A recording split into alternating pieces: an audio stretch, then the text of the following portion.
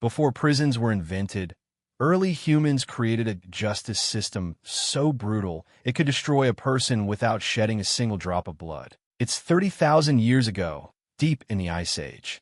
There are no tall buildings, no internet, and absolutely no jails. To survive, your only hope against freezing and wild animals is your tribe. This is a small group of 50 to 100 people. But what happens when someone in your tribe commits a terrible crime? What if they steal the winter food, hurt a fellow hunter, or kill someone on purpose? How do you punish them when you have no jail to lock them up? Our modern minds think it was simple. We assume they just hit the criminal with a stone club and moved on. But science tells a much scarier story. Our ancestors did not use physical walls. Instead, they built invisible cages inside the human mind. They made mental punishments designed to break a person from the inside out. By looking at how these ancient people kept order, we find a dark truth about ourselves. We realize that these ancient punishments permanently changed the human brain. In fact, they created the exact fears that run your modern life today. To understand this invisible prison, we must look at the worst punishment of all. It was called the social death. During the Ice Age, working together was not a choice. It was the only way to stay alive. Hunting a giant woolly mammoth was extremely dangerous. It required perfect teamwork and absolute trust. If one person made a mistake, the whole group could be crushed to death and the tribe would starve. So, if someone broke the rules over and over, the tribe did not build a cage. They did not want to waste food guarding a criminal. Instead, they gave them the ultimate punishment, banishment. The tribe would meet in complete silence. They would take away the criminal's spears, knives, and warm clothes. Then, they would push him out of the warm fire and into the dark, freezing cold. To us, this sounds like simple social rejection.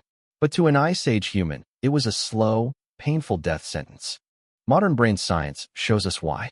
When a person is completely kicked out of a group, a special part of the brain lights up like a siren. This is the part that feels physical pain. It is the exact same area that hurts when you break an arm or get hit. To your brain, social rejection feels exactly like physical torture. With no tools, no fire to survive -20-degree nights, and no chance of joining another tribe, the banished criminal had a terrible time. He had to walk the freezing land completely alone. He listened to hungry wolves in the dark, slowly losing his mind.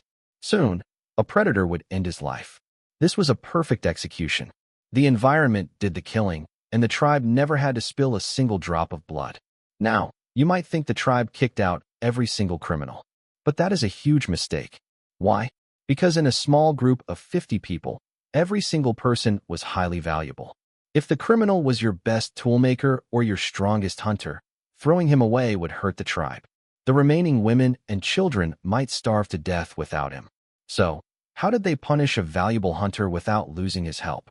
They created another mental cage, known as the scar. Since the tribe could not afford to lose a valuable hunter, they had to isolate him while keeping him physically in the camp. They did this with a permanent physical mark. They would hold the criminal down. Then, they would cut deep, detailed lines into his face or chest, using sharp volcanic glass. To make sure these cuts never healed smoothly, they rubbed charcoal ash or dirty plant juices into the open wounds. This caused the cuts to swell and turn into thick, dark, permanent scars. This scar was like a permanent prison uniform carved into his skin.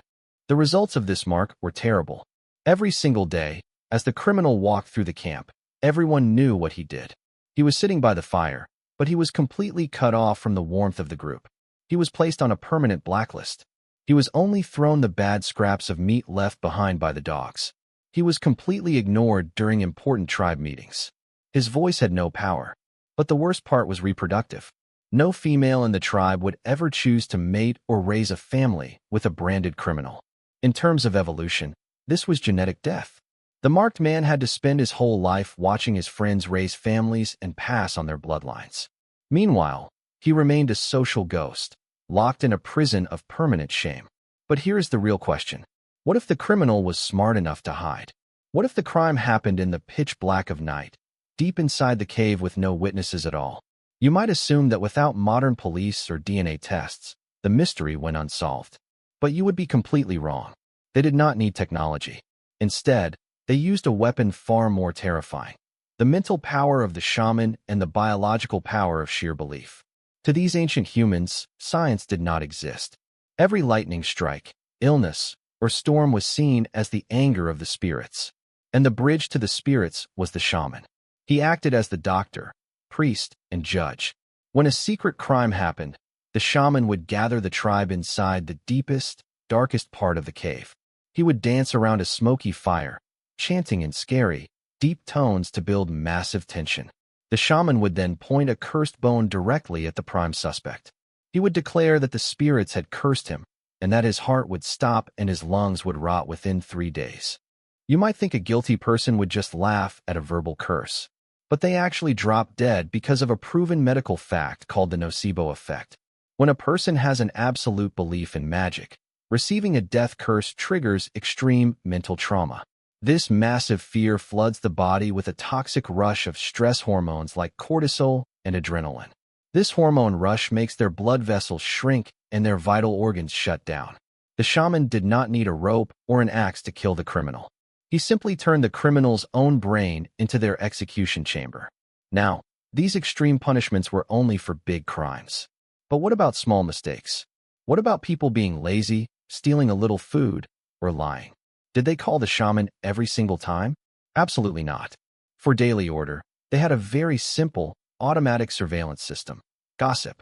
We often view gossip as a silly, modern waste of time.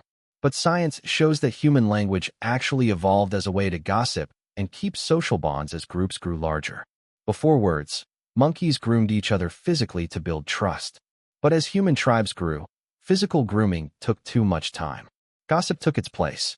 In a small Ice Age tribe, gossip acted like a social credit system where every action was watched and talked about.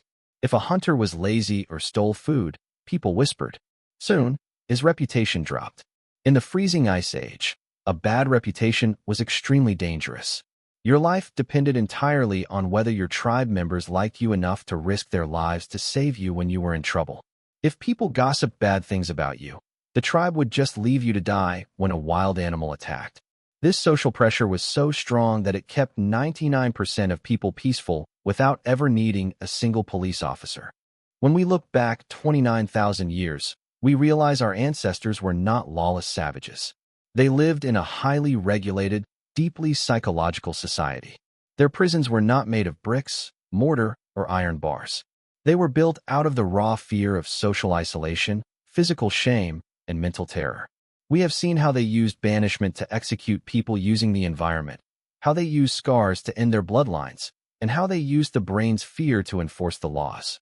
But the most shocking truth is that these ancient systems of terror never really vanished. They left a permanent mark directly on your DNA. This is why your heart beats fast when you speak in public, or why you feel sick when someone blocks you on social media. This is your ancient brain entering survival mode. Your subconscious still thinks that if this modern tribe rejects you, you will be left to freeze in the dark Ice Age. But did you know that this exact fear of isolation is being used against you today by political leaders and massive tech companies to control your opinions, your choices, and your life?